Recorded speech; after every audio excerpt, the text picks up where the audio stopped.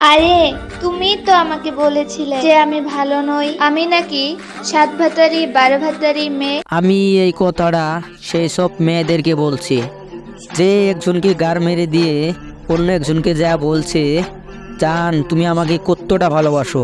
আরে ওই খান কি মাগি, তোরা কি ভালোবাসার মানেটা জানিস?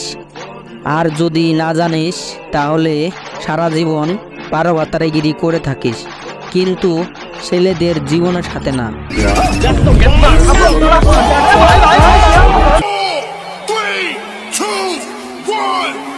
আমি আর তোকে ভালোবাসি না, আমি অন্য একজনকে ভালোবাসি। আরে হ্যালো ম্যাডাম, তোর মতো লেওড়া মাল আমি অনেক দেখেছি রে।